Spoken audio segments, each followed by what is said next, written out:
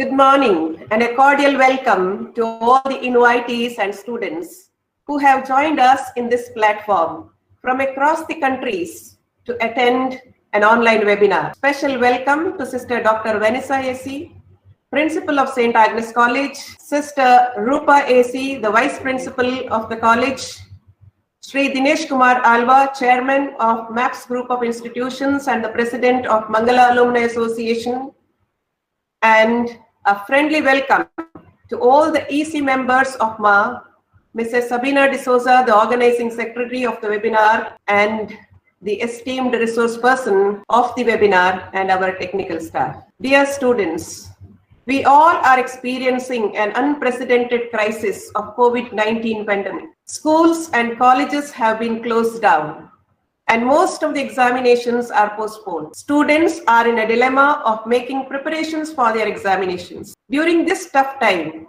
it's quite natural to undergo stress, anxiety, and fear of facing the examination. Dear friends, our elders have advised us that depression in failure should never go to heart, and ego in success should never go to brain. All the problems are stuck between mind and matter. If you don't mind, it doesn't matter, because God simply says, work hard and trust me. Yes, trusting in the supreme power of God Almighty, we the organizers of this webinar have decided to create an online platform to our student friends to learn some techniques on how to overcome the examination fear under the aegis of St Agnes College Autonomous Mangaluru, Karnataka and Mangala Alumni Association, Mangalore University, Mangala Gangotri, sponsored by UGC Paramarsha Scheme. The topic of this webinar is quite relevant, germane, and need of the hour to many of you. Life is a journey with problems to solve and lessons to learn and experiences to enjoy. To guide and solve your problems of examination anxieties and fears, we have chosen a most appropriate resourceful speaker who is a postgraduate in clinical psychology and child mental health, obtained a diploma in special education and a doctorate degree from Mysore University. She has been regularly conducting sessions on child psychology, parenting, and personal well-being. She is a multi-talented personality and has won several prizes and recognitions for her achievements in dance, speech, and paper presentations. Her special interests are reading, writing, drawing, and traveling to explore new experiences in life. She is an excellent motivator and a trusted counselor and a psychologist also. Dear participants, I request you to join me to offer a genial and a warm welcome to the resource speaker of the webinar, Dr. Shweta Keti, Director, Anirveda Resource Center for Psychological Wellbeing, Mangalore, Karnataka. Dear Shweta Madam, a cordial welcome to you. A very good morning to all of you. Am I audible to all of you? Yeah. Okay, so thank you so much. Thank you so much, ma'am, for that introduction and made my day. You made my day for today. Thank you so much. And I agree with you. The whole COVID situation has been stressful, not only for students, but all people around the globe. So other than exam anxiety, also we see or we work with a lot of people every day who come in with issues of anxiety, come in with issues of low mood, poor productivity, unable to focus or concentrate, and issues like that. So today we would basically discuss, because this is a big student lot, I am quite amazed with the responses and the registrations for today, and quite worried about, how anxious our younger generation is about exams and future. So we would begin the presentation. most of these things are what you already know, but I would like to put it from a psychologist's perspective and try to help you better. We will have a presentation for 1.5 hours, followed by a half an hour of discussion. This is how we do it. Through the presentation, if you all have any doubts, you can put it up on the chat box and I'll try to address them. And also that we would have a very interactive session. So I might ask, because I generally like a talking crowd, because it's nice to interact and talk to young adults like all of you. So I generally enjoy a very interactive session, but unfortunately, because of this situations, otherwise Devi ma'am has already always called me for sessions wherein I need to address people in a huge auditorium or so like that. But this is, I hardly can see anybody around over here. So, but we'll try to make it as interactive as possible. I would definitely ask you a lot of questions and opinions. You can put them all on your chat box. So all of you, be slightly active on your chat box. And as ma'am suggested, let us not unmute ourselves anywhere in between until the administrator or the coordinators ask you to do. Let us not press or, by any chance click on the present now button on the screen. And maybe we can start discussing about exam anxiety. If you all want to see my presentation, I have a PowerPoint presentation. You have to pin on the screen KT Shweta. So whichever screen you can see me talking now, just pin on that screen on your mobile or laptop. Then you can see the presentation. In between, any queries you have, any way you're stuck or you feel lost somewhere, please put it up on the chat box so that, we know we have to get you back again on track. With this, we begin. Question number 1 for all of you. How many of you generally feel anxious about things you have to do in life? It need not be exams. Let's keep exams aside. Small little things like, I am very anxious from yesterday, day before yesterday. From the time I saw a message which stated there are 1,250 registrants for this webinar, I have been anxious. And probably because I was anxious, I have read 2-3 textbooks extra also. Okay, so how many of you are anxious? Generally, it's not about examinations, but things like, preparing for an examination, or, going for a wedding, or anxious when somebody has told, your HOD is calling you, or you have to make a presentation, or you have to attend a function. So there is this huge crowd. Most of you feel very, very anxious. Okay. How do you understand that you are getting anxious? How does your body tell you? How do you feel? How do you all realize that, yes, I am anxious. This is anxiety. How do you all realize this? How is that realization happening?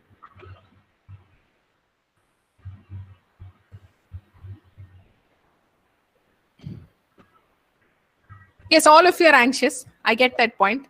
Now, how do you realize that you are anxious? How does your body tell you that you are anxious? Like for me, I have a lump in the throat. I have butterflies in my stomach.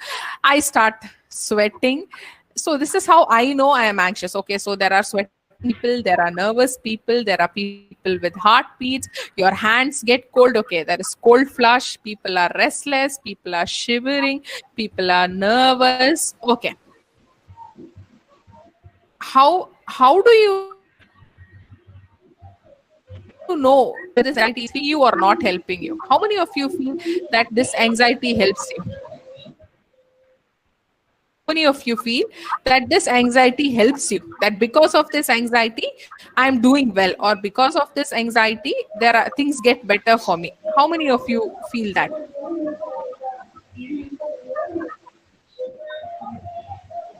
How many of you feel a little amount of anxiety is needed? Okay, there are many people like me who have butterflies in their stomach. My next question was, how many of you feel that this anxiety actually helps you? How many of you feel that if you're anxious, that is when you do better? Little anxiety is required. How many of you feel that?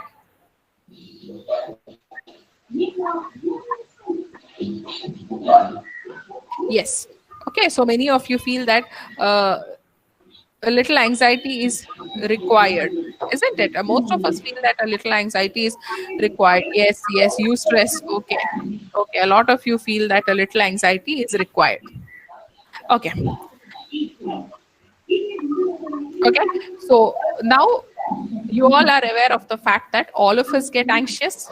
You all are aware of the fact that I know or I understand how my body tells me that I am anxious. And three, all of you know that a little or a majority of you know that a little amount of anxiety is very, very much needed for all of us to perform better. You all are still not able to see my presentation. I've already shared my screen. The Yes, presentation is not visible. we can see, madam. Okay, you are able to see. Okay. Okay. So this is an amazing start for all of us. When we already know that we get anxious, we know that how our body responds to anxiety. And three, when we all know that a limited amount of anxiety is required for us to function better. So much is an amazing start for all of us. So then what are we basically going to discuss in the next 1.5 hours? What is that we are going to speak about? Okay, so we'll basically speak about what is anxiety. We'll speak specifically about test or symptoms of anxiety. We'll speak of symptoms of exam anxiety or test anxiety. We will speak about causes of exam anxiety. We will speak about management, and then we will speak about when you need to see a professional. That is, when is it that you will have to go consult a psychologist or a counselor, because most of the times we are able to manage this anxiety ourselves. Okay, so now the first question, what is anxiety? See, basically what is anxiety is that it is nothing but a normal reaction to stress or something which is difficult. Now, how is it? See, all of us, every day, we are not, life is not a bed of roses. There are stressful situations for all of us. Like, for example, suddenly when the lockdown was declared, it was stressful for all of us. Or one day when you are late and you have to, that it's an important class, it is stressful for you. So anxiety is nothing but something, a normal reaction to a specified stressor. And whenever you are anxious, you clearly know what is making you anxious. Okay, whenever you are anxious, you clearly know what is making you anxious. And anxiety has a start point and an end point. Anxiety clearly has a start point and end point. That is, it begins with the stressor, ends once the stressor is over. And as we discussed in the beginning, anxiety can be helpful or motivational. That is, many a times it is actually because of anxiety that we prepare well for the examination, we study. All of this is basically because we are anxious. So to a certain extent, anxiety can be helpful or motivational. So until a minimum level of anxiety is there, most of us are not able to function better. Okay, and once the stressful situation is gone away, the anxiety also goes away. So it is there with the stressful situation, and once the stressful situation goes away, the anxiety also goes away. And once anxiety often goes away, there is a calm down state. So in a to put anxiety in very simple, it is nothing but the way in which our body responds to stress. This is the most simplest way in which we can explain anxiety. Now coming to exam anxiety, straight to business. What is exam anxiety? I told you in my previous slide that anxiety is in response to a particular stress. So what is exam anxiety? What is the stressor here? What is the stressor in exam anxiety? What is the stressor in exam anxiety? Yeah, examinations, exam. Okay, so exam anxiety is nothing but examination or anxiety that stresses because or starts because of anxiety. So it is nothing but fear or panic before, during an assessment. Okay, it is before an assessment, during an assessment. Okay, that is exam anxiety. See, we need to know that a little nervousness is very normal before a test. That needs to be there. If that is not there, then we are not able to perform. That's absolutely fine. 3, Test anxiety can happen with all of us. It has no particular age group. It can occur across anybody when there is a testing situation. Now, when you say a testing situation, it can be writing an examination, it can be attending an interview. So test anxiety can happen in any of the testing situations, and it is across all age groups. It is not that, a third standard child will not feel anxious, a degree boy will not feel anxious, nothing like that. It is across age groups. So test anxiety can actually affect anybody. Now, how does test anxiety look like? What are the symptoms of exam anxiety? Okay, now you can divide the symptoms of exam anxiety into cognitive symptoms, emotional symptoms, and physical symptoms. When I say cognitive symptoms, it is related to your thinking. Cognition basically means your thinking. So when I say cognitive symptoms, it is in relation to your thinking. So what happens? Racing thoughts keep coming. You get continuous negative thoughts. Things are not going to work for me. I am forgetting everything. I have not finished. You will never get thoughts about how much you have finished. Your thoughts are always about, I have not finished this, I have not finished that. Self comparison to others. She's been studying. She already told me that she has revised once. I've been uselessly wasting time all over the lockdown period. They have all been doing something. They have been attending sessions. I have not attended sessions, etc. Difficulty in concentrating. You get so anxious that even if you sit and you're trying to study, you're not able to focus on your academics. You have a lot of difficulty in concentrating. Blanking out during examination. Even if you have studied well, once you reach the examination hall, you sit and you start thinking of the answer, there's a blackout or a blank out wherein you're unable to remember anything, and you start having frequent negative thoughts about past performances. That is one of those exams probably you have not got good marks, but you continuously keep thinking about the same thing. There are continuous negative thoughts about past performances. So this is with regard to symptoms in relation to your thinking or thought. The second one is emotional symptoms. That is symptoms in relation to your feelings. About the emotional symptoms. So when I say emotional symptoms, it is basically, I read a lot of your emotional symptoms when you kept sending me the expectations of the workshop. There is fear. You get very angry when anybody who is talking to you, you start feeling very, very helpless. There's a lot of guilt, there is shame, and there is disappointment. And then there are physical symptoms, which you told. Now, physical symptoms are how basically your body tells you that you are anxious. How does your body tell you?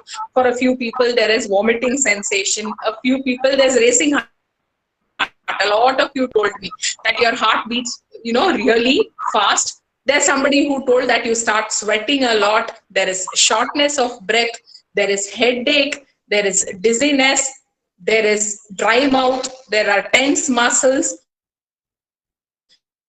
and things like that. So most of these, so if you have to divide the symptoms of exam anxiety, you can group it into cognitive symptoms, emotional symptoms, and physical symptoms. Now, these symptoms basically tell you what exactly is happening to you. They actually try and tell you what is going wrong with you. Where are things going wrong? This is how. So, these symptoms basically tell you, these symptoms are actually indicators that something is going wrong. That is how your body indicates to you that things are not working fine for you. Okay. Now, what are some of the factors that contribute to exam anxiety? What is it that leads to exam anxiety? Okay, we'll discuss a few factors. If you feel other than that there are other factors, you can tell me.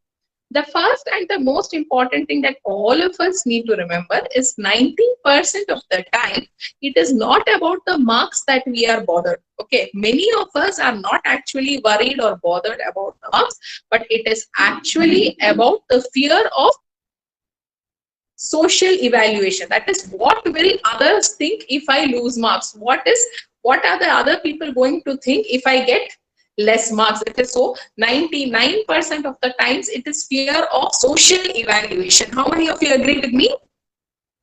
More than the marks, you are worried about what the teacher will think, what my friends will think. So 99% of the times it is the fear of social. So more than the examination, what you are worried about is about the feedback that you get. So the first thing that happens is fear of social evaluation.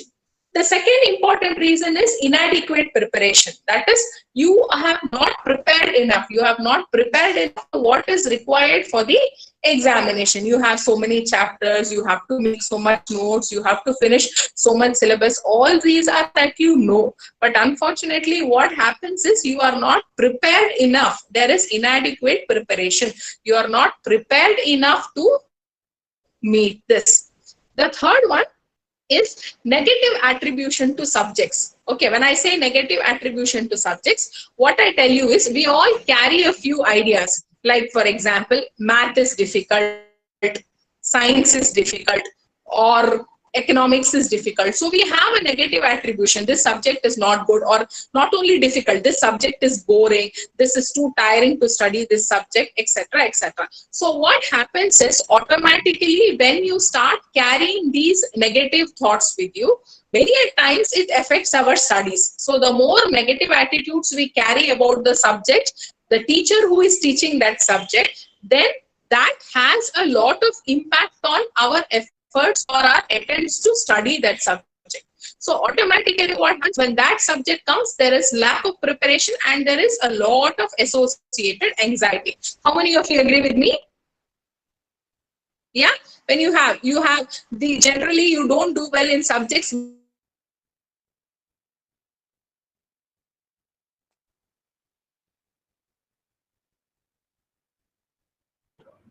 you have a lot of anxiety, you will get a lot of depression, you will get a lot of places. So many of you agree with me.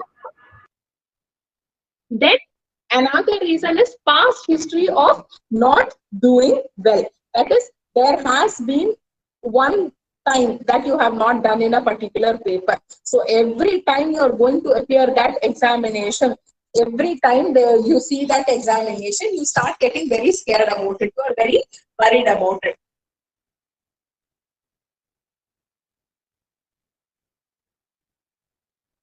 So every time that examination is there, like for example, in one of your accounts paper or one of the tests of your class test, you have not done well in a particular subject. So what you keep on doing is, every time you have that particular subject, every time that you have to do that particular subject, you have this difficulty. The next one is negative thought rumination. When I say negative thought rumination is, whenever you have to prepare for your examination, you keep telling yourself, you give a lot of negative affirmations to yourself. Now, what negative affirmations? I will not do well. This exam is going to be a mess. I have not, even if I have studied, only the things which I have not studied will be the ones which come. Okay, I give you, see, let me tell you, this is what I am trying to tell you from research or from science, that whatever we speak or our affirmations, whatever the instructions we give to our brain, it has a lot of influence on our brain. Our brain is very, very powerful. Okay, so whatever instructions we give our brain takes it really well. So our brain receives these instructions really well. I give you one of these examples. Okay, you would have seen that when there's little children, small children at home, when they take a glass mug or when they take something made of glass and they're trying to take it, most of these elders tell, don't do it, don't do it, you'll put it down, you'll put it down. Okay, so then you're giving a feedback to the child that you are going to put it down. And that time what starts happening? Automatically the child will put. Now, one such experience of mine, I will tell you also. Okay, see, I have been riding a two-wheeler from the time I am in my second PUC. So I know to ride my two-wheeler right from there. Okay, then after I finished my MSc, I got my job. My first teaching profession was in St Agnes itself, in the PG department of psychology. So I got my job, and when you join college, it is mandatory that you wear sari for reaching, or you wear sari for your job. So what happened is, that day for the first time, the instance is, I have to wear my sari and I have to come for my work. Okay, so I'm a very confident rider otherwise. So then my father kept telling me that be careful with the sari, you will fall down. Then he said that he would accompany me. Since it's the first day, he said he will come with me, and he's sitting behind me in the vehicle. And every time that I'm going, I'm turning, I'm cutting, he's like, be careful, sorry, you'll fall down, you'll fall down, you'll fall down.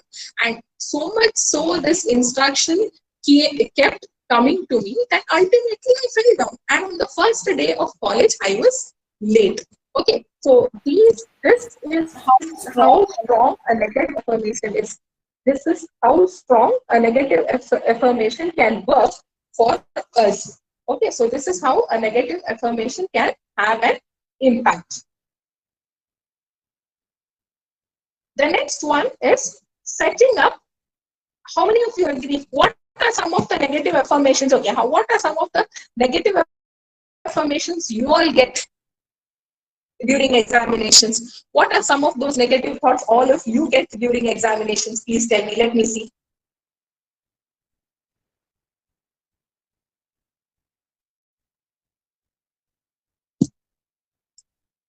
Okay, so Kirtana says that I keep feeling that I'm going to fail in my examination. Okay, then Sandra says I might forget what I have learned. Okay, then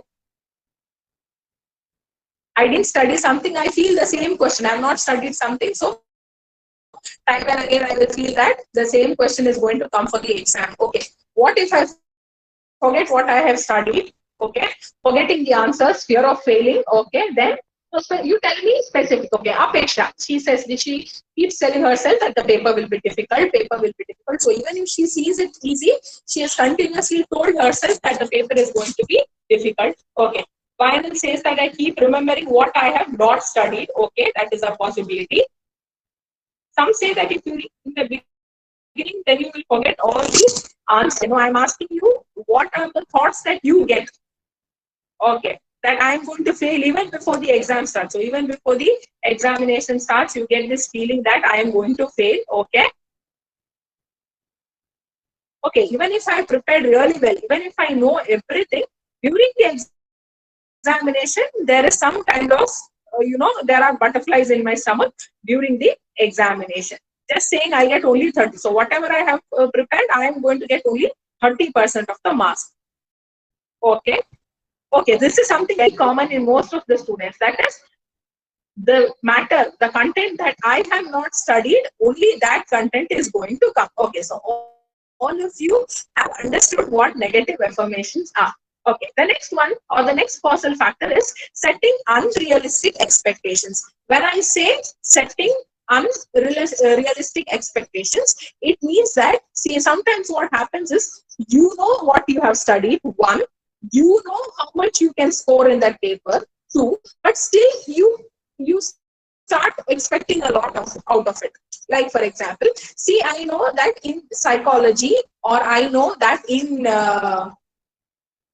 English, the maximum I can get on a language paper is so much. Okay, but still I keep expecting. I still feel that I should get great marks, and I expect 95 in a language paper, or 99 or 100 in a language paper. It is impossible. So that is unrealistic expectations. That is, you already know. You know what is your best. You know how much you can score.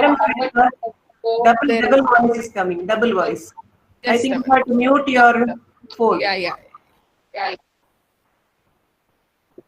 Okay, so you know how much you have prepared, you know how much you have studied, you know what is the maximum possible marks for that particular subject, but still you feel that you should get better. You feel that, I should get 95 or I should get 99 or all of these things. This is what called as having setting unrealistic expectations about yourselves. Now you all can see the slides. Next one is poor self-management. Poor self-management. When I say poor self-management, there are a few of us, okay, during examination. How many of you don't sleep properly at least 2-3 days before the examination? You sit and study all through the night.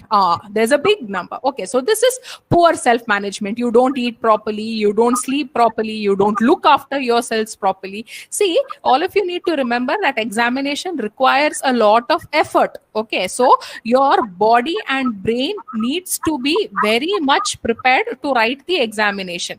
But many of us, what we do is we have poor self-management. That is 2-3 months we will continuously have a gala time, and when it's examination, suddenly we will stop sleeping, we'll sit all through the night, we won't eat on time, and then end up eating junk food because eating junk food makes us feel good, etc., etc. So that also can contribute to exam anxiety, because if your physical functioning is inadequate, then you cannot perform in your examination. If your body does not cooperate, it is very difficult to perform well in the examination. The last one is circumstantial factors. Circumstantial factors that cause exam anxiety could be like, you're not keeping well that day, or some bad event has happened at home, or some other circumstantial event could be that, I lost my book for examinations, I missed some important syllabus and I have not studied this. So all of these are circumstantial factors that contribute to exam anxiety. Akshata, see, you say that you eat more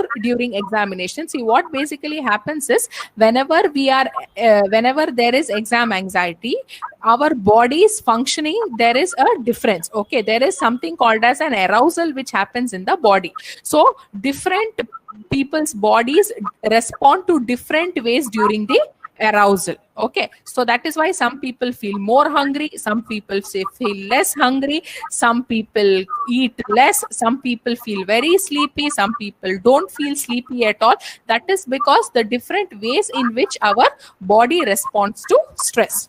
So these are the causes of exam anxiety. This is what exactly contributes to exam. Now, something very, very important is lockdown and exam anxiety. Okay, now this is something very, very important. And I think when they set up the conference, this is one of the most, or they set up the webinar, this is one of the things that has been in mind. That is lockdown and exam anxiety. Now, why is exam anxiety getting slightly higher, especially during the lockdown? One is major lifestyle changes. See, all of us had a major lifestyle. Now everything is changed. Half of the time we are on the phone, either for recreation or for learning. We are sleeping most of the time. It's only a lot of leisure. So half of the time we are just changed the whole way in which we are functioning. So there are major lifestyle changes. Two, there is a lot of uncertainty. We do not know. Like, for example, once they said the college will start in June, then they said July. Yesterday, they said August 15. So there is a lot of uncertainty. There is a lot of uncertainty which is causing a lot of anxiety, which is contributing to exam anxiety. Disintegrated routine. See, earlier it was fixed. You will get up at this time, you will go to college at this time. Even at college, first hour is this, second hour is this, third hour is this, then we have a lunch break. So it was a structured routine. So your body and mind was very, very much prepared for the structured routine. So now suddenly what has happened is the entire routine is broken up. There is no routine at all. You have a highly disintegrated routine. You have a highly disintegrated routine. So because of the disintegrated routine, your stress levels increase, your anxiety increases. There is a lot of boredom because you are not doing what you are supposed to do, one, and then you do not know what to do. So that is why there is a lot of boredom that is there during the lockdown period. The next one is newer trends in education. See, unlike earlier, now more of online classes are there, no going and sitting in college, all of this. So these are newer trends. So now we'll have to move a lot to newer trends of education. We do not know if education system or teaching methods will be the same anymore. So a lot of newer trends in education is there, which is again contributing to a lot of anxiety.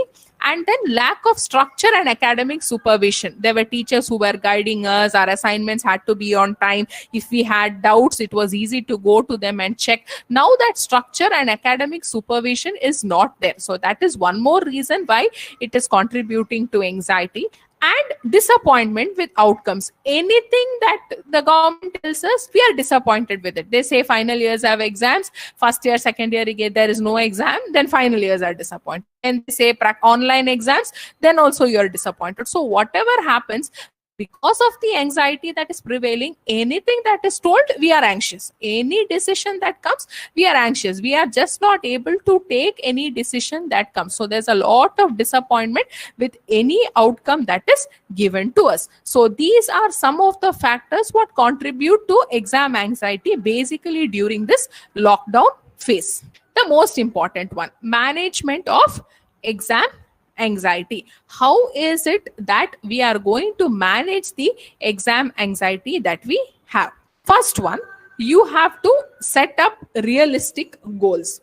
Okay, now when I say realistic goals, the first question I would want to ask all of you, and I want each of you to answer, is why is it that you are studying? Okay, why is it that you have enrolled for a particular course, and why is it that you all are studying? Can I get a few responses? I want you all to define the purpose of your study.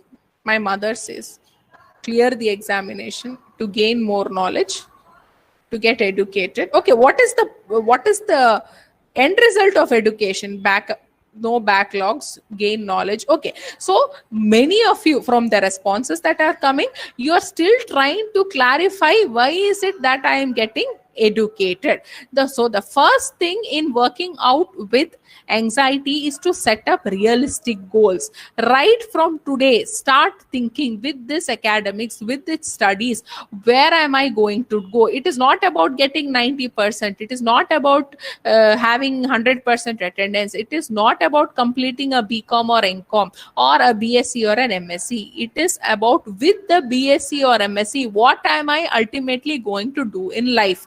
That will help you determine better. Like, for example, yesterday I saw a few chats which discussed, even if there is no exams, why are you taking online classes? The purpose of class is not examination. Examination is just a feedback for you as to how much you have understood. That is the purpose which exam serves. Exam is not to test you. Unfortunately, what happens is we all think that examination is to test you. No, examination is not for teachers. Examination is not for college. Examination is basically to give you a feedback of how much of the learning have you picked up, how much of the learning has gone into you, how much of what you have learned are you able to apply in real life. That is what exactly examination means.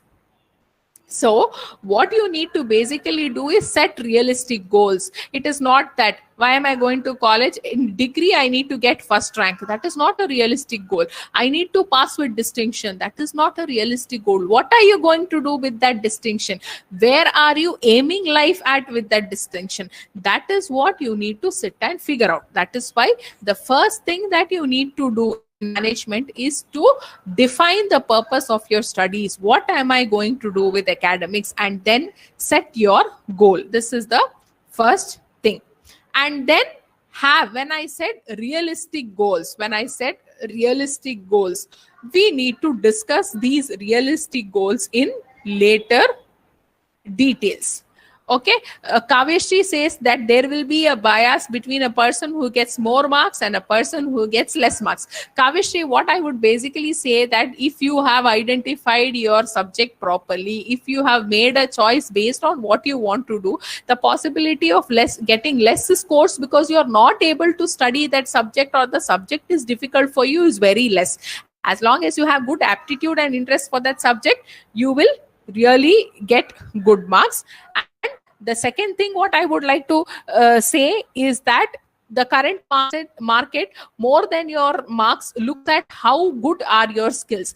The market has good demand for people who have good skills. So as long as your skills are good, you can definitely use it in the best of your ways. Okay, so when we say realistic goals, we'll have to discuss a little more in great detail about timetable, study setup and things like that. Okay, now step 1. Timetable. How many of you have a timetable? Every January 1st, we make a New Year resolution that I will have a timetable. I will study that day syllabus that day itself. How many of you have a timetable? Okay. How many of you follow the timetable? All of us have a timetable. How many of you have been able to stick to this timetable and follow timetables? Not even one day. We make, but we never stick to it. Not at all. Okay, so we have a timetable. Okay, so generally what happens is January 1st, we make the timetable. By January 5th or maximum by January 10th, the timetable is already in the dustbin. Now, why does this happen? Or I'll tell you a few things on how to make your timetable. See, remember, first thing is that when you make timetable, you should never do. Most of the times what happens is the kind of timetables we make are all Hitler timetables. How is this timetable? Only to see that timetable. On seeing that timetable looks very fascinating and disciplined, but very difficult to follow. It will be 5 to 5:30, get up, brush, bathe, etc. 5:30, 6:30 psychology, 6:30 to 7:30 history, 7:30 to 8:30 get ready to college, 9 o'clock college, 9 to 4 college, 4 to 5 come back from college, freshen up, wash your face, 5 to 6 assignment, 6 to 7 English. How many of your timetables have been like this? Yes, so most of the times it is Hitler timetables we make. Okay, and these are not going to work. See, just like how you continuously use your mobile and you keep it for charging, then similarly, your body also needs a recharge. It cannot function like the way you tell. So that is one reason why your timetables don't work. Second reason why our timetables won't work is that, see, we all need to realize that we are all like, see, maybe you all are all between your 17 or you are all between your 18 and your 20s, early 20s. Okay. Now, 18 years of our life or 19 years of our life, we have never been on a timetable. Our body was totally traveling on a different route. Now, suddenly you have set up a timetable. Okay, you have set up a timetable. So, for your brain to understand that, okay, there is a timetable and okay, there is a structure, it takes some time. Now, how much is this time? At least 40 days for you to form a habit. So, at the end of 1 week, even if you're following 5% of the timetable, that's actually very, very good. And that's absolutely amazing. Even if it's just 5%, because you have never been on a structured way of functioning. Okay. So why it doesn't work is because your body is taking time to understand that something new has come in. Your body has to get habituated to the new thing. So it will definitely take time. So these are two reasons why our timetables don't work. So your next question then is, then how is it that we need to make a timetable? Okay. 1, make your timetable more realistic. 2, have 2 separate timetables for your working days and for your holidays. The timetable that you had for college will not work for the study holidays. So have separate timetable. Whenever you make a study timetable, see to it that after 40 minutes, you have, there is something called as attention span. How long you can concentrate or how long you can attend to. Okay. So, am I audible? I think there is one person who is telling that I am not audible. I'm audible. Okay. So the first thing is that our attention span between our age group, that is between 18 to 25 years of this age group, we can attend or we can concentrate for around 40 to 45 minutes. That is why even in college, if you see your classes, it is 1 hour. 1 hour meaning your teacher comes, settles down, starts, and then finishes and concludes. So your learning time or your attention span at this age is 45 minutes. So whenever you keep a timetable, keep a study hour of 45 minutes. After 45 minutes, okay, what about people? See, from 13 years, from 15 years and above, your attention span is about 40 minutes. Below that, it is lesser. Okay. Okay. So when you plan 40 minutes and a 12 to 15 or a 10 to 12 minute break. So after every 40 minutes, you need to give a 10 to 12 minute break. Okay. So this is 1. 2. Whenever you plan, you need to see to it that there is a balance in the brain. So whenever you plan your subjects, plan it accordingly. That is, pair one easy subject with one difficult subject. For example, for me, psychology was very easy, but history was a little difficult. So I used to have first 40 minutes, if I've done history, then I would do either psychology or I would do a language, so that it is a lighter one and I am not much stressed. So whenever you put in subjects, see to it that you put an easier subject with a difficult subject, so that there is a balance. This is second tip, or this is second thing that you need to remember. 3, what are you going to do between the breaks? You are given 40 minutes and then you are giving a 10 to 12 minutes break. So whenever you are giving a 10 to 12 minutes break, what you need to basically do is either you will have to sleep off, just lie down, or listen to good music. Playing on the phone or gaming or watching social media or watching TV, etc., is not break. That time your brain is not getting rest. When I say rest, your brain requires rest, because when you're seeing Facebook, again you're putting in effort, you're thinking about something. So either sleeping, listening to good music, or going for a walk are good forms of the break. So whatever you have learned, that stresses down. Now what happens if you read continuously the same subject is that your brain gets drained.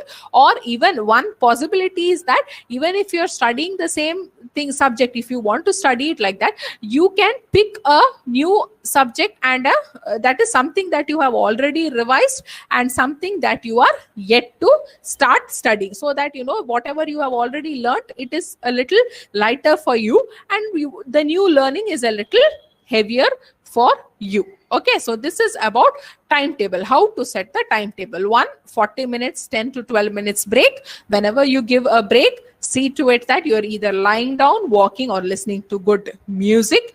Pair difficult subjects with easier subjects, so that you remember, or so that you are light on your brain. So these things you need. And also the most important thing, it is at least your brain takes at least 40 days for you to get acquainted to the new changes. So by the end of 10 days or 1 week, even if 10% or 5% of your timetable you are following, then it is really, really good.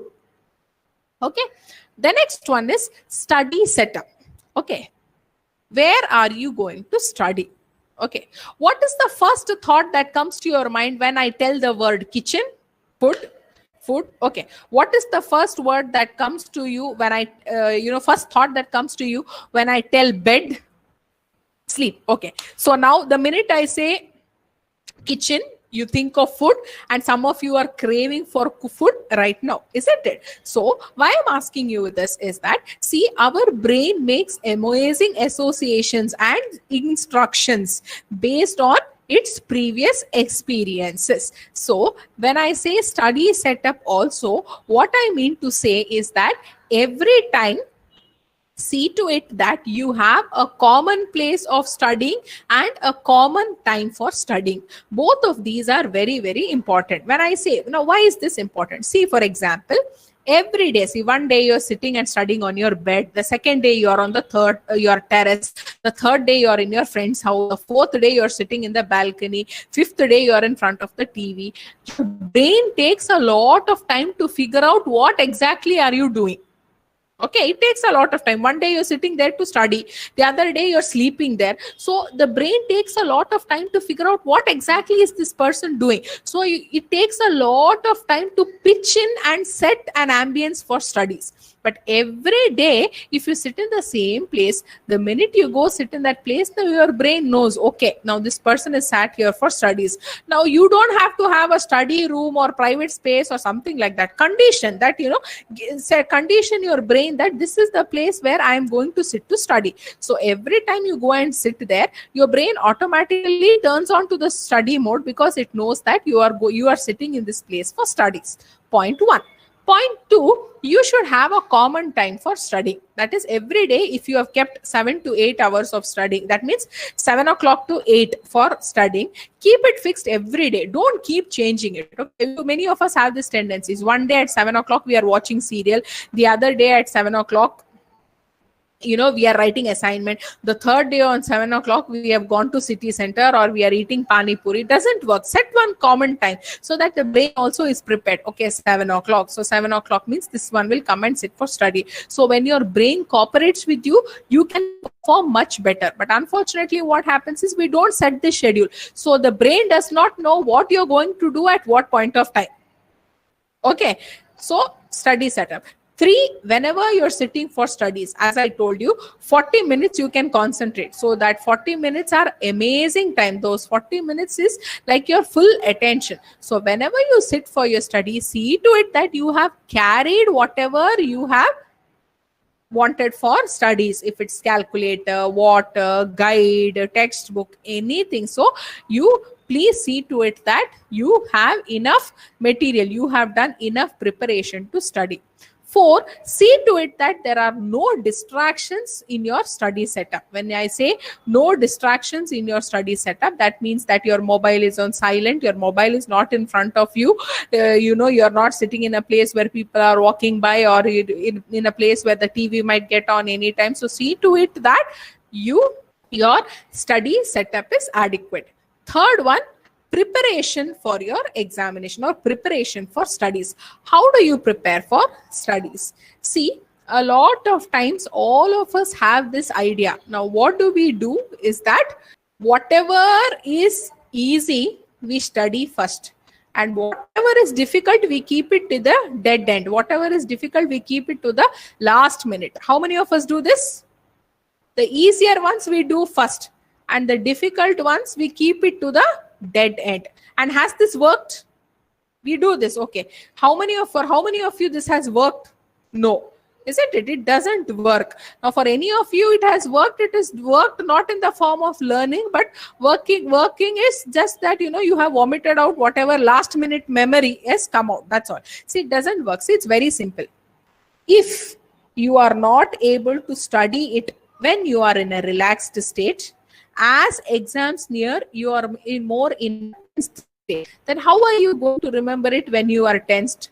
Last minute, it is not going to happen. So whenever you prepare for your examination, point 1, always see to it that whatever is difficult, you pick it first to study. Whatever is easier, you keep it later, because that doesn't require a lot of effort. So even if you are a little stressed, you will be able to look through that. That is the first thing.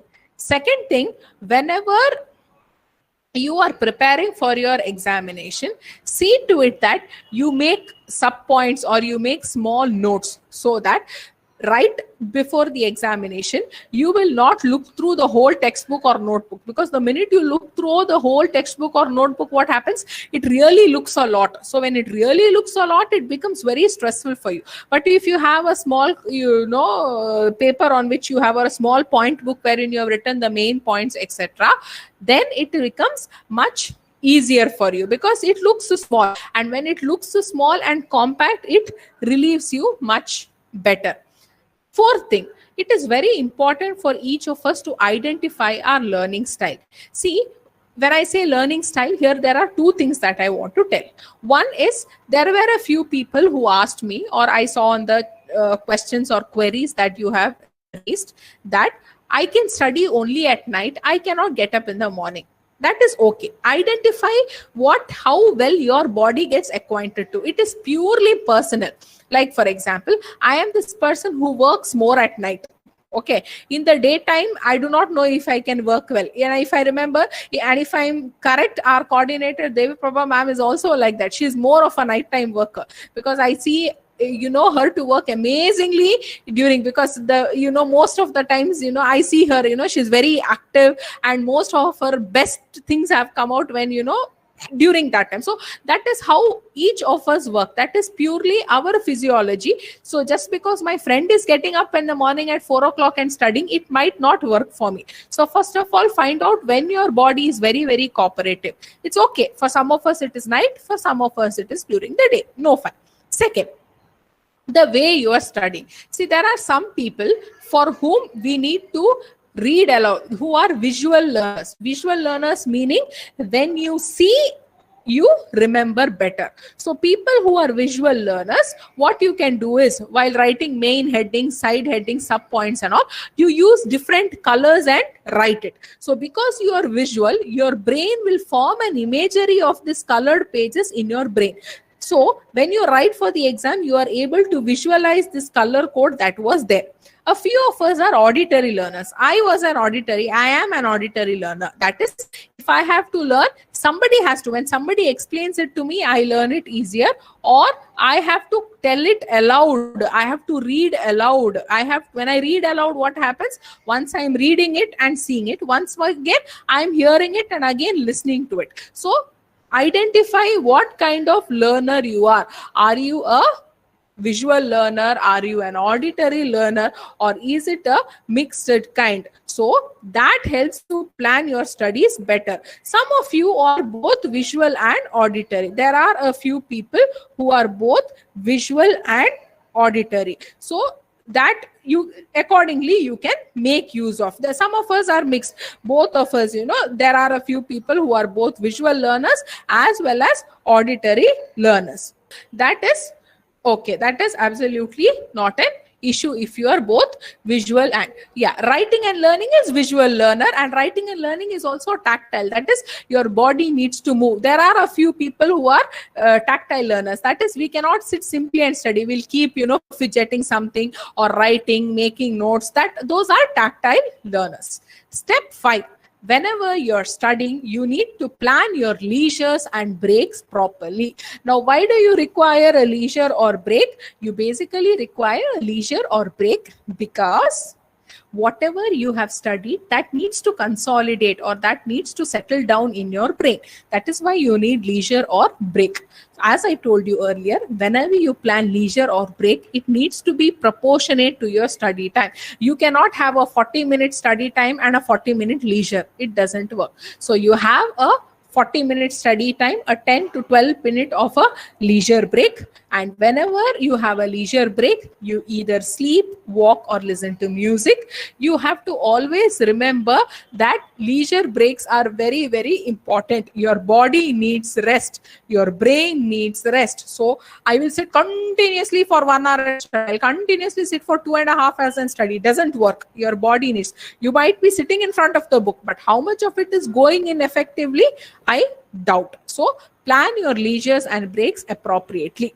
Step 6, reward yourselves. Now you have set a goal. By this time, I should finish studying so much. When you are setting up the goal, also be realistic. In one day, you cannot finish 6 chapters. So I cannot tell that, okay, after psychology, I have 2 days, then I have history. So in 2 days, I will complete all the 24 chapters of history. No. First, set realistic goals, and whenever you have completed the goal, whenever you have reached the goal, what you can do is you can reward yourselves. You have to reward yourselves. Now, what you can reward yourselves, you can have a cup of ice cream, or you can eat some food or chocolate that you like a lot, and then reward yourselves. So one thing that what I used to do is I used to make a checklist. Okay, that is for that particular day, how much I need to finish or follow. So as and when I finish something on the checklist, I used to tick it. So when I ticked it, I used to feel good. Okay, so much is over. Now so much remains, so much remains, so much remains. So, and when the checklist was complete, that is, I have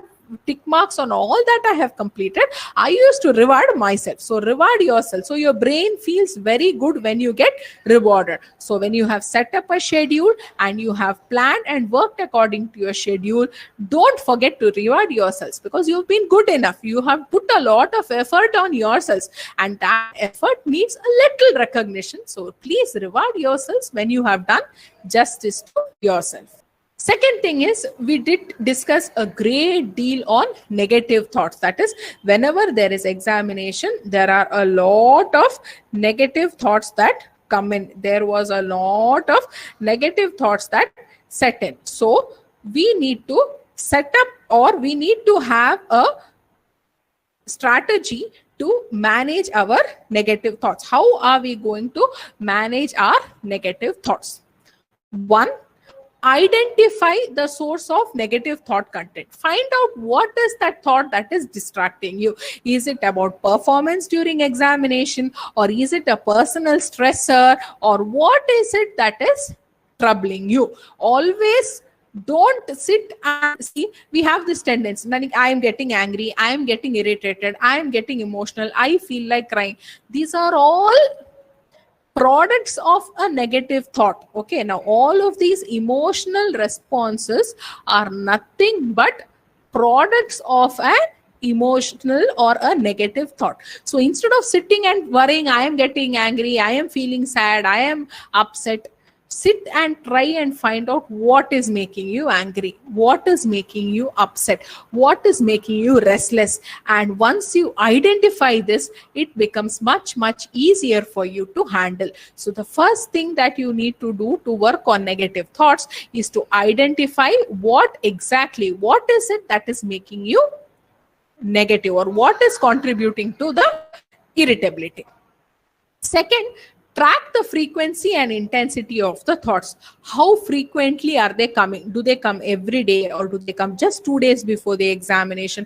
Or from the time I have taken up this course, I have been carrying these negative thoughts with me. So check the frequency of the thought, check how strong it is, the intensity of the thoughts. That is, the minute I sit to, the thoughts are so prevalent that the minute I sit to think about studies, I start crying. The minute I think, I get very scared, I have palpitations. So think, intensity mean how much it is effective. Check the impact of thoughts on your productivity. See, as I told you, negative thoughts are common for all of us. We all get it for some time and then it goes off. But you have to, if it is affecting you a lot, check how much it is affecting you. How much because of negative thoughts that you are not able to study for examinations, you are not able to do your work on time. So check how much these negative thoughts are impacting your productivity or your performance. 4, try distraction techniques. See what works well with you. What are some of the distraction techniques that each of you have? What are some of those things that makes you feel good, or makes you feel distracted of negative thoughts? Like for me, when I'm very stressed, when I go for a drive or when I ride on my two-wheeler, it makes me feel good.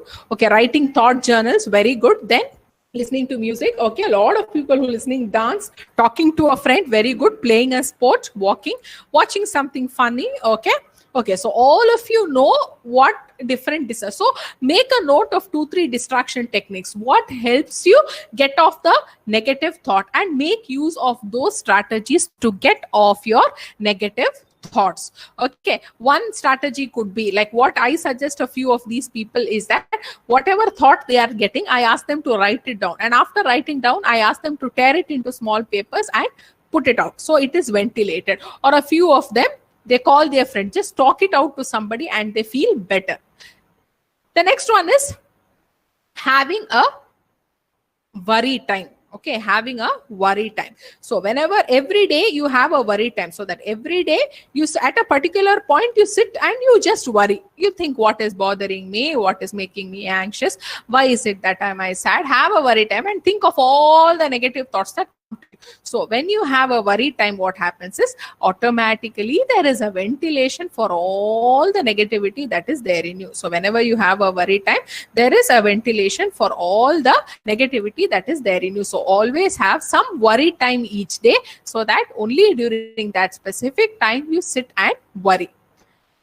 Whenever you have time, question yourselves on ideas told by others. Check if your negative thoughts are influenced by ideas told by others. When ideas told by others can be that if you don't study for 9 hours a day, you are never going to finish this, you are going to be useless. If you don't have a distinction, you will never get a job. So are these things, are there thoughts or ideas that are told by others that is influencing you? So whenever you have time, you take the time to question yourselves. Somebody asked me, is it good to worry? When I say worry time, it means that, see, what happens is when you just deny the worry, you continually tell me that, you should not worry, and continuously, deny it. What you're just doing is to have a lot of emotional baggage within you. But when I say worry time, I say than keeping emotional baggage with you every day. Have some time wherein you ventilate it off. Now in worry time you can do it in different ways. There are some people who journal, who write it out everything. Once they have written and they have thrown it, they're done, their worry time is over. There are some people who sit and talk it out to a best friend or a family member or something like that. So worry time is basically that, so that you don't have emotional baggage with you. Worries come, is it good to worries come, even if it is good or bad, worries come, because that's the way our life is. Now how we channelize these worries so that they don't influence our daily functioning is what is important. Okay, so this is how we need to work on our negative thoughts. We might feel upset, distressed, or anything whatsoever. Find out what is causing that feeling. Try distraction methods. Try worrying, worry time, and try checking and finding out that, question yourselves on ideas told by others. Now they tell you that you are useless. So is it really am I useless? Why am I useless? What is it that I have done? Keep questioning yourselves based on those ideas, and you will get really amazing answers. Something happens, like some situations, or sometimes someone tells something. Okay, that's what I said. Sit and take, when someone tells you something, whenever you're not studying, whenever you are free, sit and challenge yourselves based on what someone has told you.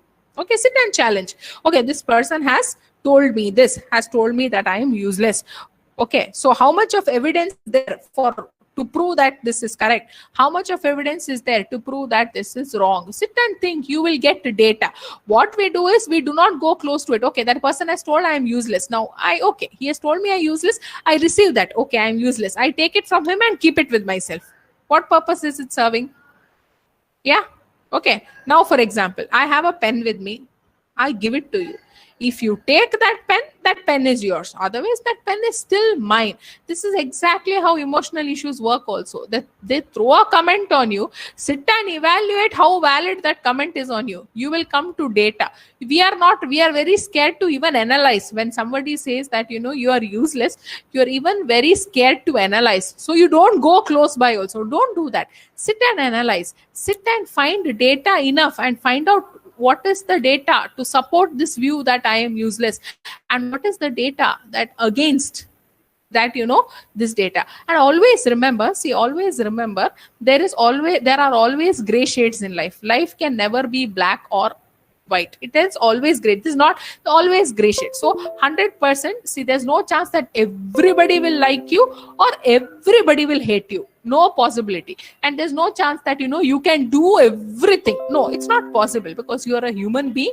You have your limitations. So life has a lot of gray shades. Okay, so you might be very good. I'll tell you frankly. So I was very good in psychology. I was good in all subjects other than maths. I was really good in a lot of subjects other than maths. So there are gray shades. Okay, so just because I'm not good in maths doesn't mean that that's the end of everything. So there are gray shades.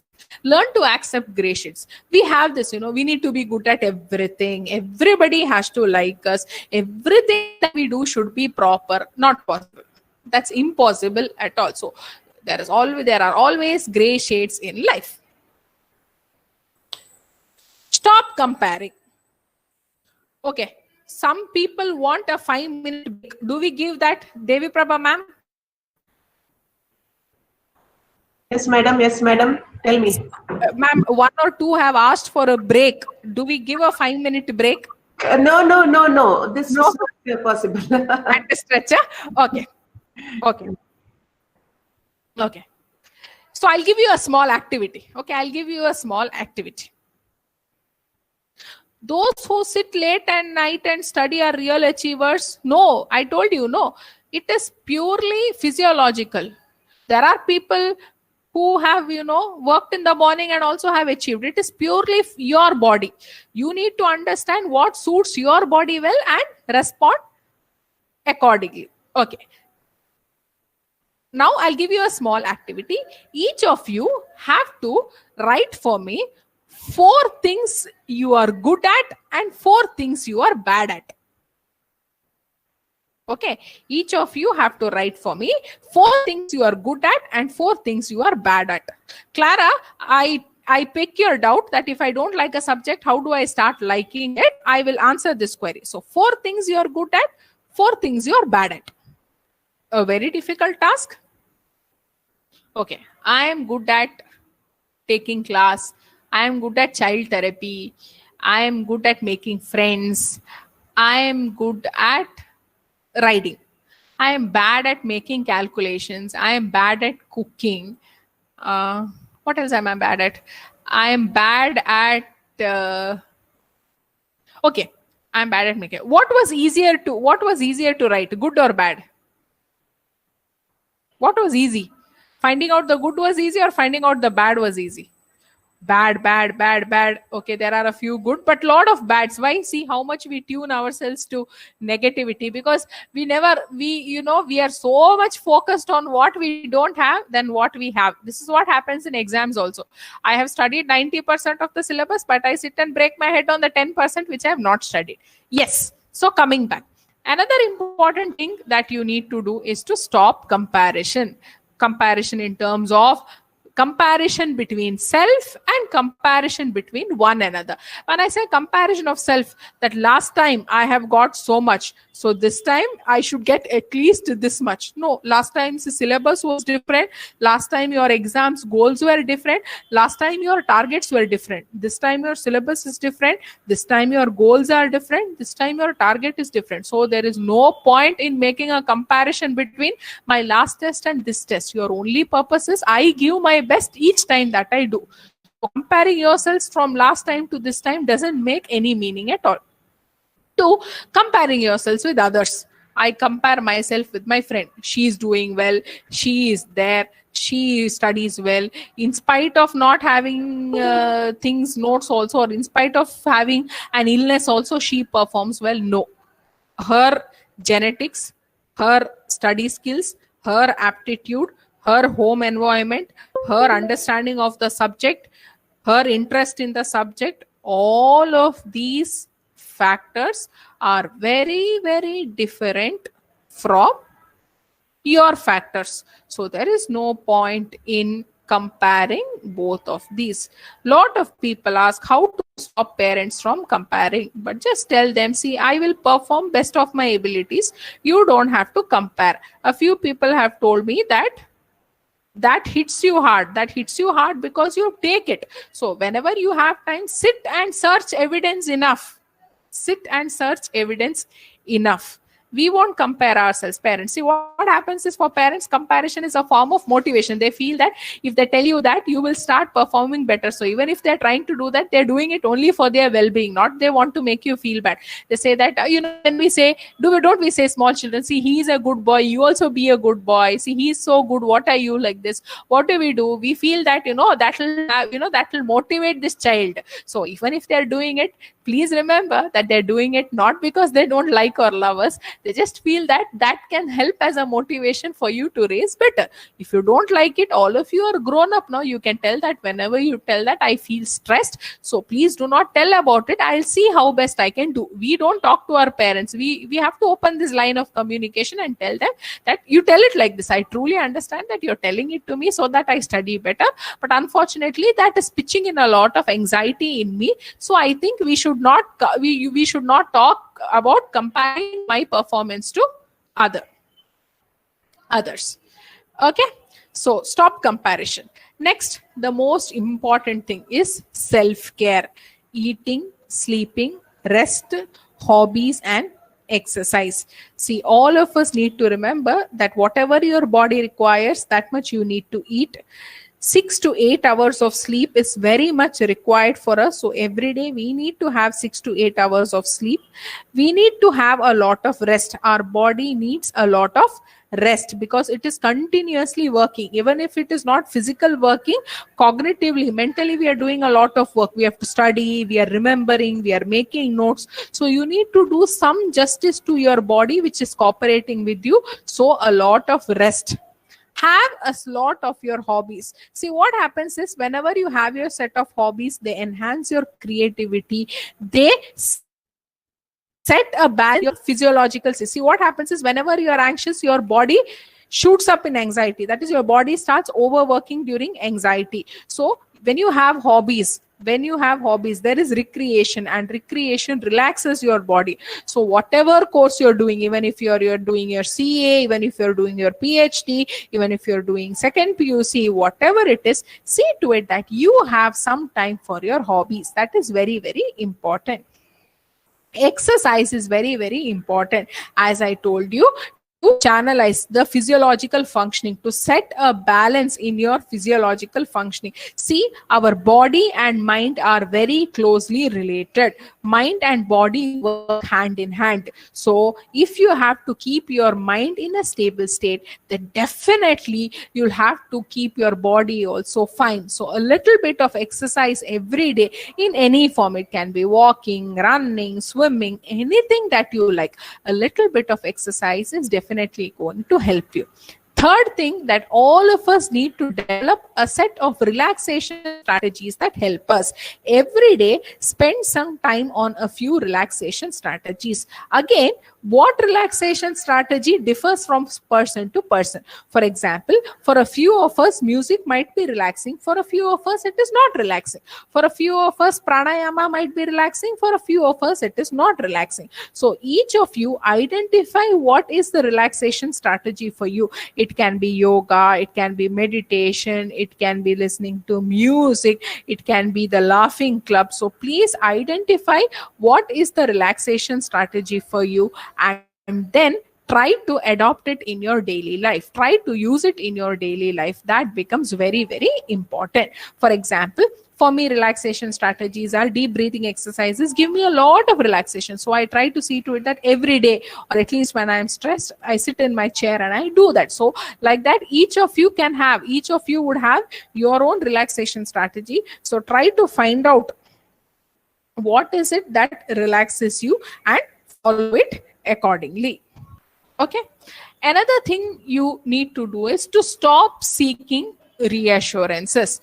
Now we will discuss phase wise. Okay, what you need to do before the exam. So now what we'll discuss, what we need to do before the exam, what we need to do during the examination, and what we need to do after the examination. So each of these we will discuss in detail. The first one is before the examination. Stop seeking reassurances. Don't go ask your friends and people 1,000 times, I'll get good marks, no, I'll do well, no. They do not know. Only you know it, because you know what you have to study, you know why you are studying, you know your goals. So when you constantly seek reassurance, you are continuously questioning your credibility and your ability. So stop seeking reassurances before your examination. Your examination is for you. It is giving you a feedback on how much you have understood. So you don't have to go around asking other people for certifications. Will I get good marks? They do not know. I'll study well? No, they do not know. Question paper will be easy? No, you also don't know. They also don't know. So stop seeking reassurance. 2, whenever exams are coming close by, don't keep a lot of new study material. Don't keep, at least when there is 2-3 days remaining for the examination, don't keep a lot of new material to read. That builds in a lot of anxiety along with the existing anxiety. See, exam anxiety is definitely there for all of us, but if you keep a lot of reading material, new material till the end, and if you push to the wall, that is, I'll not study at all, I'll keep everything till the dead end, I will do the last minute studying, that will definitely go bad on you. It will take a toll on you. So don't keep a lot of new study material very close to or just before the examination. 3, whenever exams are very near, okay, don't recheck your plans and your study methods. Like you have never done a kind of study. So you have never done group studies at all. Suddenly 2 days before the exam, you decide to go for group study. Suddenly 2 days before the exam, you start making notes, you start making a timetable. All of this will not work. So at least a week before the exam, 10 days before the exams, stop rechecking your plans and stop rechecking your study methods. Don't do it. If you're doing it, do much ahead. But last minute is absolutely a wrong time to do it. 4, identify what possibly distracts you and stay away from it. It can be anything. It can be a particular TV show. It can be a fight in the family. So you know what troubles you. Then see to it that you keep yourselves away from what is troubling you, at least for a few days before the examination. Don't make any major changes in your lifestyle just before the examination. Okay. That means, including a major travel, or, changing your sleep time, changing your eating time. All of these don't make during your examination, basically because any new change, your body has to take a lot of time to adjust to it. Now, already the body is in a tensed or an anxious state because of examination. So again, when you make these new wholesome changes to your body, it is difficult for your body to accept it. So don't make any major changes in your lifestyles a few days before examination. Excuse me. On the day of examination, see to it that you have eaten well, you have slept well. So much you have to do. Avoid discussing study details with your friends. You go, oh, did you finish that chapter, man? No, that part I have skipped off. Did you study this part? No, this I have skipped off. What about the other? Please don't do it. Okay, don't discuss your study plans or your study details with the friends on the day of examinations. Okay, don't do it at all. 3, at least an hour before the examination, please stop studying. Whatever, how much you have studied, that is enough. I've seen maybe in the college, Devi ma'am or other teachers also would have seen, even before entering the exam hall, they are turning the pages. They are turning their pages also. They are looking into the neighbor's book also. No, this is, inducing a lot more anxiety in you. So at least an hour before the examination, please stop studying everything and sit silently and relax. Okay, that is definitely, you try this out. It is definitely going to help you much, much better. Check on negative affirmation. Please see what's happening. Don't keep telling negative things. I have not revised. I will not remember. That part of the syllabus I have not studied. This part of it I have not studied. Don't do negative reaffirmations at all. Another form of negative reaffirmations, what we do is, your friend will ask you, hey, did you revise at least once? Even if you have revised, you will be like, no, I did not have time to revise. Then your brain will start questioning, but you did revise. So you're giving a negative self-affirmation to you. So that's why I always advise people who are writing exams, don't stop discussing your study plans, ideas with your friends. Check on negative affirmations, and at least an hour before the examination, stop studying and sleep it off. Plan your day well. Now, whenever you have to go for your examination, plan it really well. What time I have to go, which bus I have to be, what are the things I need to carry, what is the time that I'm going to get up after reaching what I plan it really well, so that you are not anxious. Okay, so that a day ahead, sit and plan. Okay, tomorrow I have exam. So when it is planned, when you have an agenda already, it's easier to work out. Okay, then till the last minute you're sitting and studying, and then the day morning you're like, hall ticket, bus went. No, don't do that. Plan it very well. Plan, from a month before only, that today is your exam. So that day you'll have to plan it really well. Don't catastrophize. That is about the exam or your future. Okay, this exam is gone. This exam is going to be difficult. Now, after this exam is going to be difficult, nothing is going to happen. So don't catastrophize or draw negative conclusions on the day of examination. Nothing is going to work. You have to write it, isn't it? Whatever is the situation, you have to write that examination. So catastrophizing it in any way doesn't help at all. During the examination day, 1, a little amount of anxiety is very, very, very common. It's very common. Okay, so don't worry about it. And it is that little amount of anxiety that actually helps you to perform better. All of us feel that even if you've studied really well, all of us during examination do feel that I am forgetting things. Oh, will I remember? All of these are common feelings. So you'll have to see to it that this normal anxiety is very, very common in all of us. 2, read the entire question paper first, and then attempt the confident options first, whatever, because the minute you start brooding over things you do not know, automatically your confidence in what you know goes off. Slowly, because of the stress, you'll start losing on what you already know also. So always read the question paper first and attempt whatever you know, start attempting that first, finish it off first.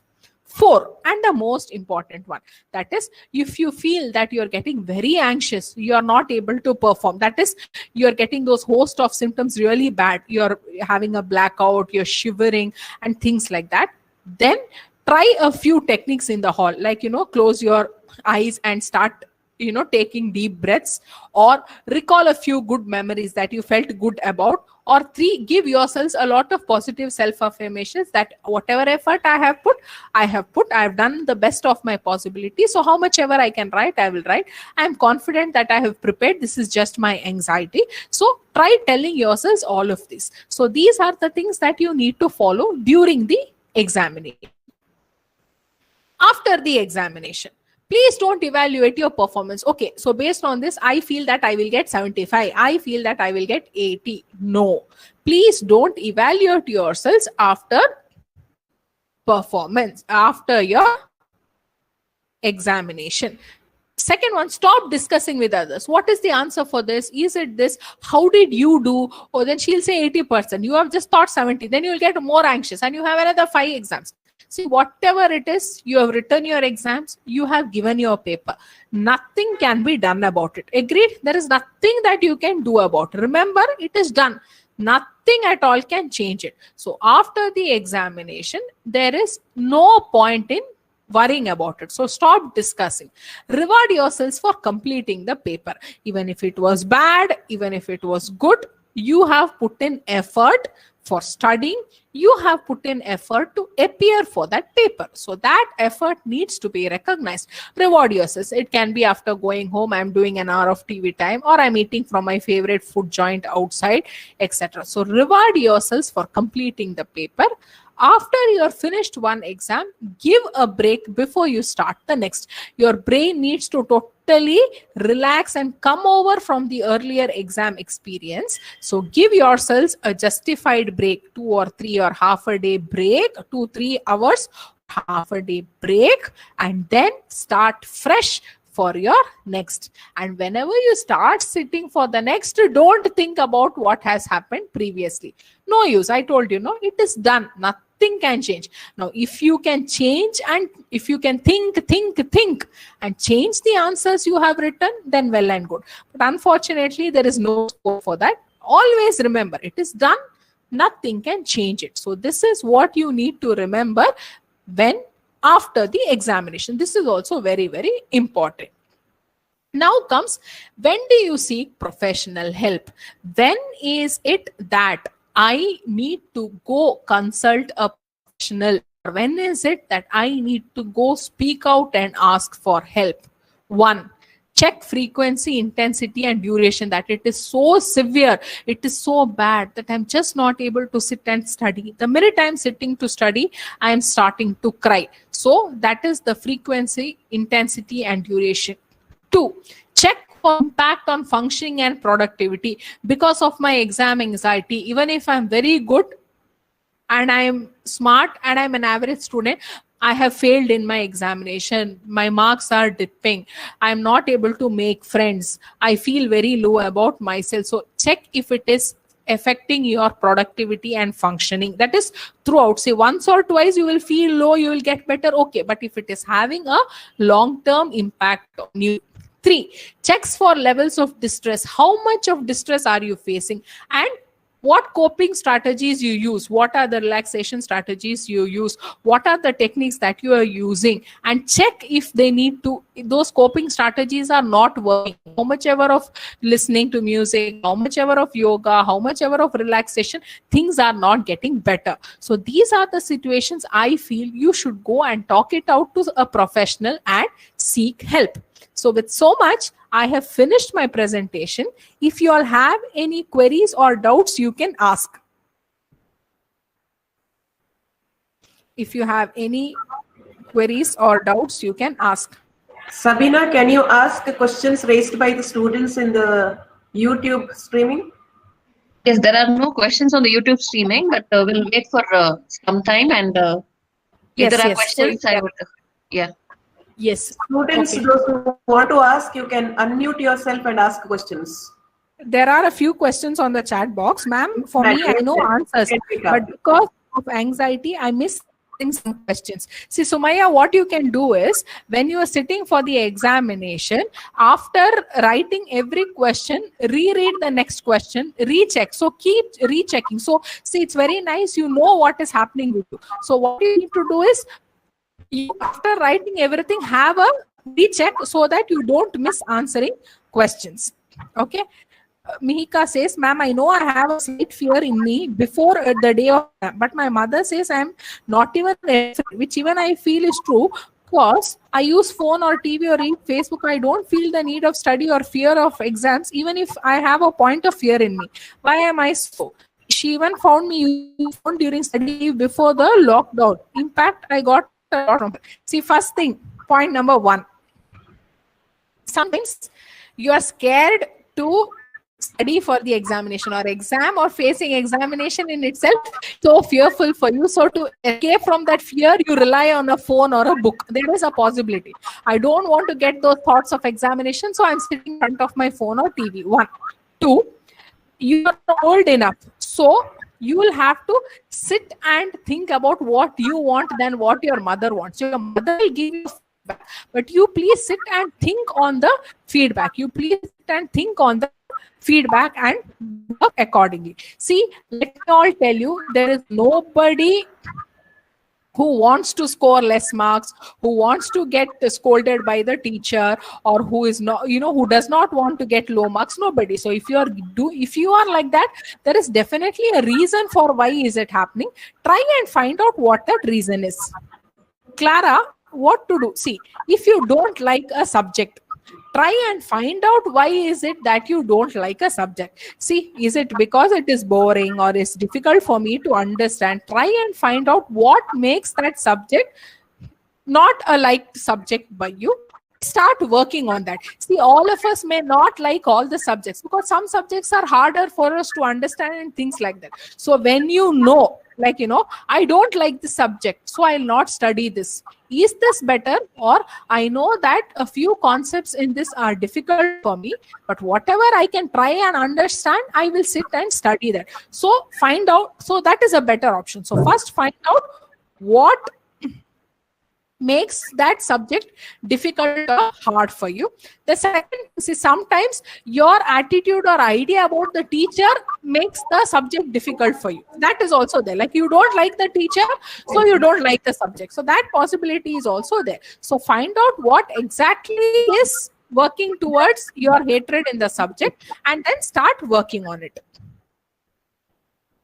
Ma'am, my mind will be blank. I have gone through the same in 2 exams. See, whenever your mind is blank, what you need to do is just close your eyes, relax yourselves. I told you, you have studied. So whatever you have studied is definitely there for you. Whatever you have studied is definitely there in your mind. So relax, close your eyes, take deep breaths, or give yourselves few positive self-affirmations and then slowly start answering.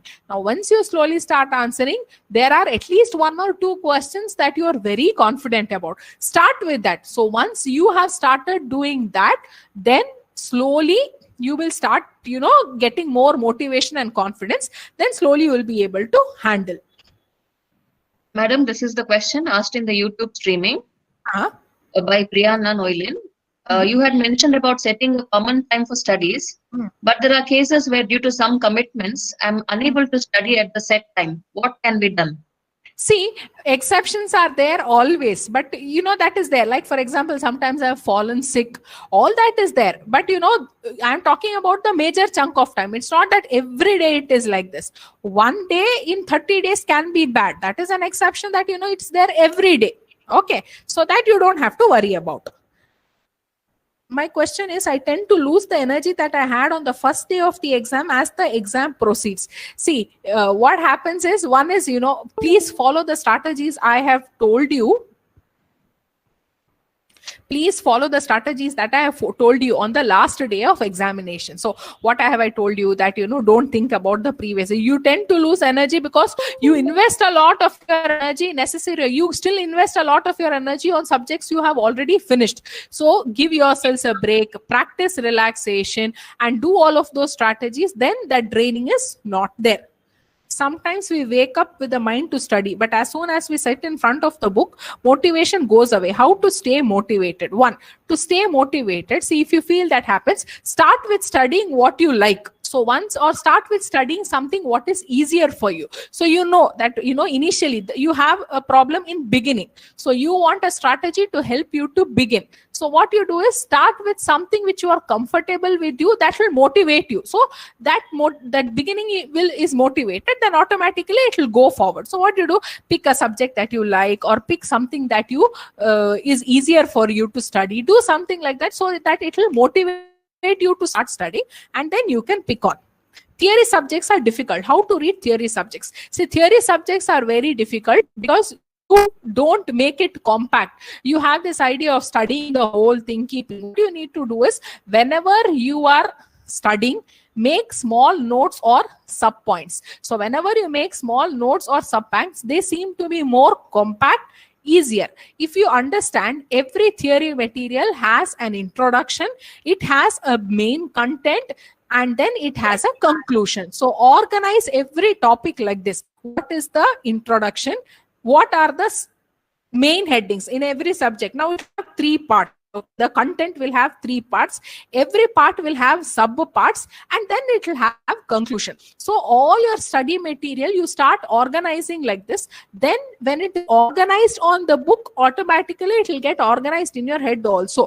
Don't read the whole textbook every time. It builds in a lot of anxiety because there is a lot there. So make it very compact. Prepare points, use color coding techniques, then it will help you. A few things like, for example, if you have to remember a lot of dates or a particular definition, etc., what you can do is, you can write it down on a chart paper on really bold and stick it in a place where you see frequently. Like, for example, if you put it right beside your mirror, every time you're combing your hair, once you're reading it. So one revision. The more and more you revise, the more your memory for learnt material becomes stronger.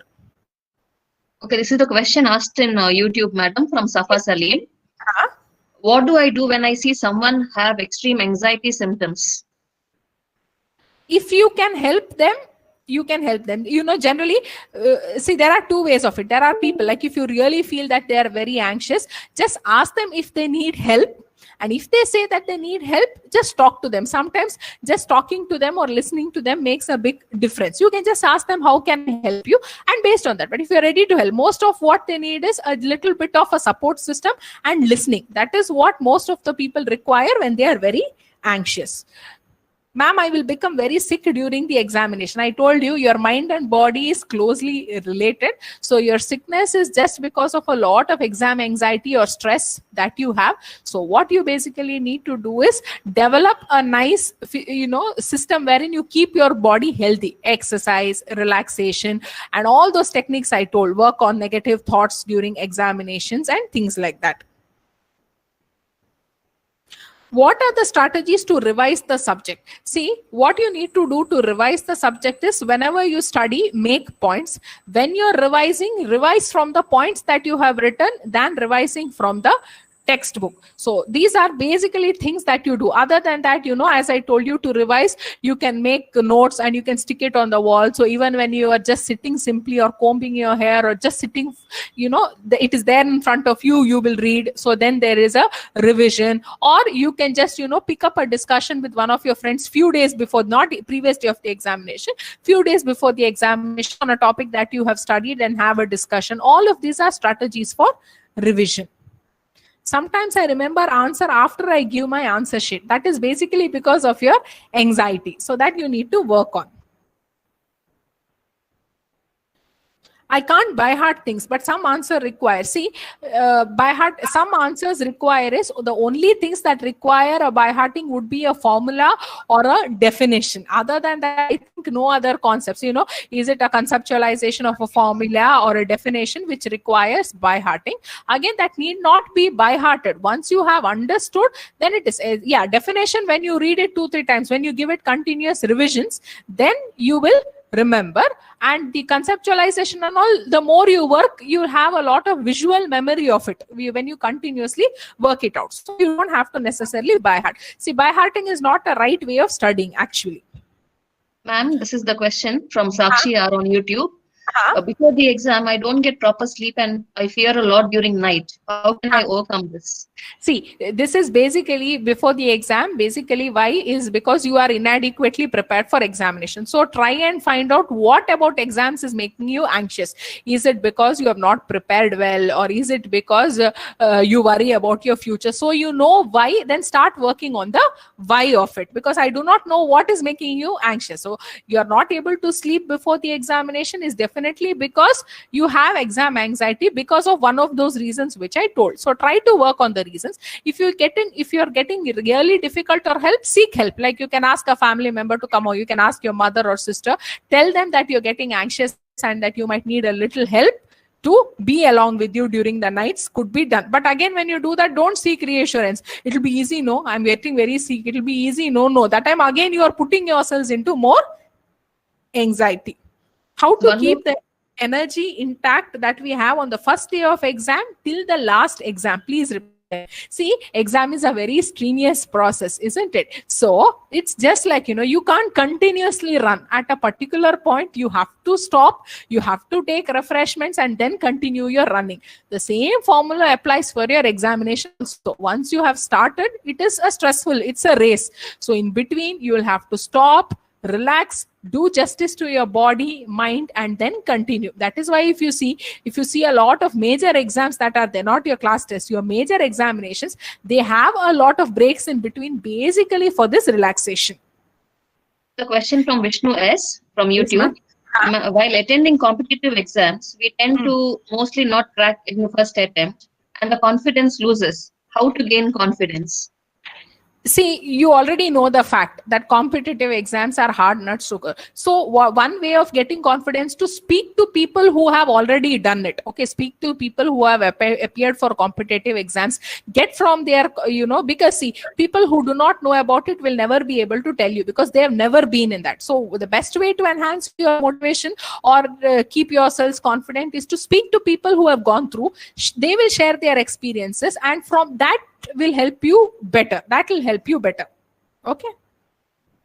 In studying what's there textbook for exam, but I'll forget write something different in the exam which is related to that topic. This is because you have not organized your study. If you have organized your study, every topic, I told you, every topic that is there in your study material has an intro, has contents, sub-contents, and a conclusion. So while from the day you start studying, if you organize your reading material in that way, then you revise it sufficiently, then it is adequately arranged.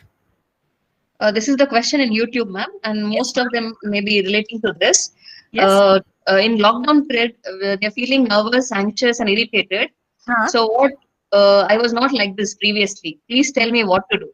Okay. Now, how to handle yourself during the lockdown? First thing is, please have a schedule. Make a routine or a schedule for yourselves. That is, what am I doing at 8 o'clock? What am I doing at 9 o'clock? So have a schedule so you know what is happening with you. Half of the time you don't have a schedule, you don't know what you're doing at what point. That is building more anxious. So that is one. Have a schedule. Have certain relaxation strategies. Have a form of exercise or relaxation strategy during the period. Third, don't lose in touch with have a structure. Okay, don't lose in touch with your academics. Have a structure. Spend some time so that you don't feel disconnected or lost from your academic purpose. So spend some time on your studies regularly. 4, keep in touch with your friends and faculty. Talk to them, have chats with them. Keep in touch with your friends and faculty. And one more very important thing is limit yourselves for looking onto media for information. You stick to one news channel, which is very genuine. See only that. Okay, so which is reliable. Don't see every other piece of information because you are just bombarding yourselves with a lot of information and dropping yourselves into more anxiety. So what you do is stick to yourselves to specific information, one news channel, and then limit information. Whatever you want, only that much. Don't bombard yourselves with information overload about this person told that, this university told that, this minister told that. No, what you require, have a structure, keep yourselves connected to friends as well as your academics. Don't overload yourselves with information. Have strategies for relaxation. So much you need to follow during the lockdown. This is the last question, ma'am, from Ritu Naik on YouTube. Okay. Student mind is mainly set up for an exam date, which will be announced, and then only then they begin studying. So now, as we are in lockdown, what message would you like to give the students? Please, you shift your focus from examination date to purpose of examination. Okay, so I told you, no, examinations, all of you have to remember, none of us are scared about the marks during the examination. All of us are scared because of the social evaluation. What will others think? I do understand now it's slightly scary because next year, or for those who are degree, post-graduation, yes, these anxieties are common in all of us. The whole world is going through a pandemic, so the face is anxious itself. But if you are sticking on to just a date, now a date is just a trigger for your examination. It helps you set. Okay, now at least you know that, there you have to write your examination. So even if you don't do a full-fledged preparation, start keeping yourselves focused, because you are totally disintegrated, and suddenly when a date comes, you can't set yourselves into track. Very difficult, because from 3 months we are working on a different lifestyle. The way we function is very, very different. So what you need to do is start slowly putting yourselves back on track. So every day, even if you're not studying 4-5 hours, at least 1 hour a day, 2 hours a day, if you're keeping in touch with your academics and you're slowly setting in track, then if you're at that pace, then slowly when the examination date comes, you can put yourselves in pace. Okay, Kaveshri says, this is something which many students go through, that I study well for the exam, but when it's the last exam, it's gone. This is because when the last exam, what are we telling ourselves cognitively? What are we giving ourselves affirmations? Over. This is over. Once this is over, it is done. So more than performing or doing well for the examination, the message we are giving ourselves is this is the end. That is why we end up in trouble during the last examination. So please don't give yourselves this, if I am done with this, it is done. No. See, we all have a lot of negative ideas. Exam in itself is a big threat. How do we know exam is a threat? No, exam is just an evaluation that you're doing. So you're like, idondu aadre mugitu. If this is over, we are done. So when you keep, more than taking it as a pleasure, we are taking it as a pain. Phew, if this is done, I am done for it. Please don't do it like that. This is basically because of the instructions we give ourselves. Okay, there is somebody who has fear of practical exam. The fear of practical exam is basically because in theory, you're just writing. Nobody is there around you. This is the same fear of social evaluation. Now, in practical exam, what happens? You are getting an immediate feedback. The Viva person is there in front of you. The teacher is there. The immediate feedback is there. That is why there is a lot of fear, much more than the theory in practical. That is why this is there. So what you need to do is relax yourself. Calm. If you feel that while talking or while performing you're getting anxious, take a lot of deep breath, relax, talk to your room invigilator that you're slightly getting anxious, so they know that and they might be of help. Most of the time in the examination, the question is not clear. You forget during the Viva because you are basically anxious. That is why you forget. So generally when the Viva, you sit, even if it is not that the examiner will expect you to tell everything you did. You sit, you slowly relax and answer.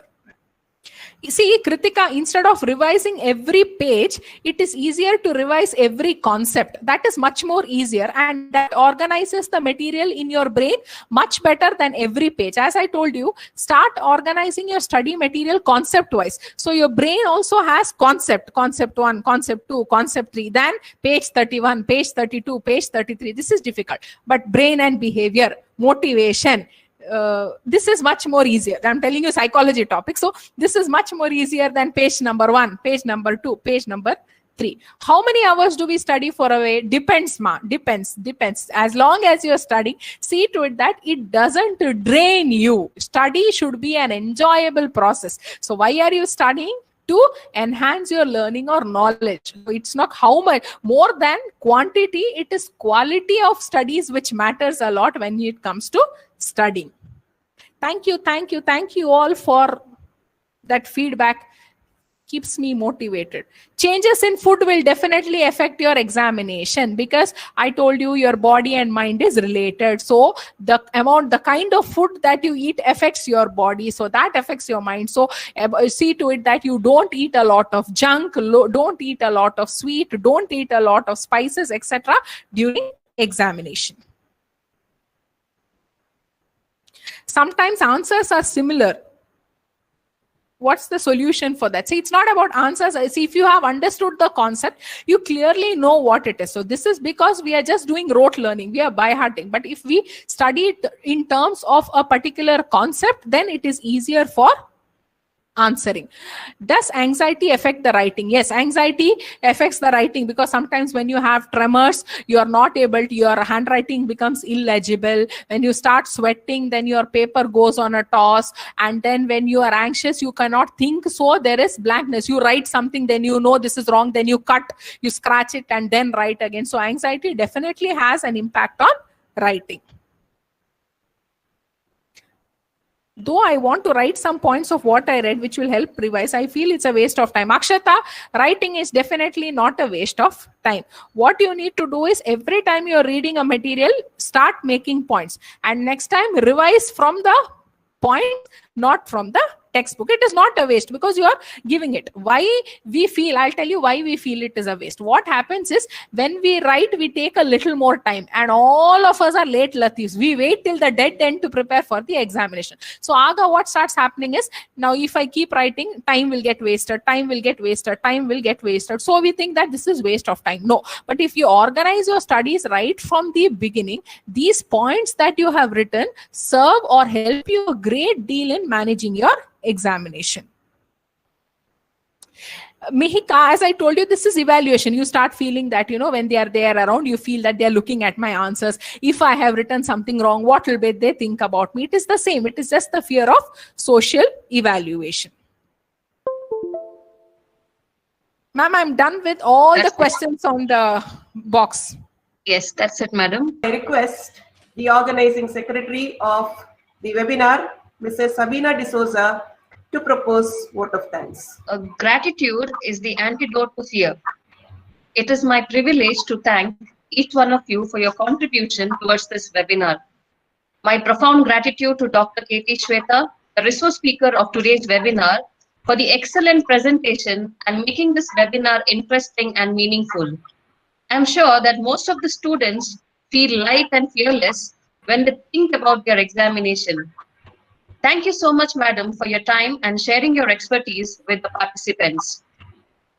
Heartfelt thanks to Shri Dinesh Kumar Alva, the president and the EC members of the Mangala Alumni Association, for collaborating with St Agnes College in the organization of this webinar. I take this opportunity to thank our dear principal, Sister Dr. Vanessa AC, and Vice Principal, Sister Rupa AC, for their guidance and encouragement. I thank all the students from various colleges and institutions for participating overwhelmingly in this webinar. Thank you so much for your cooperation.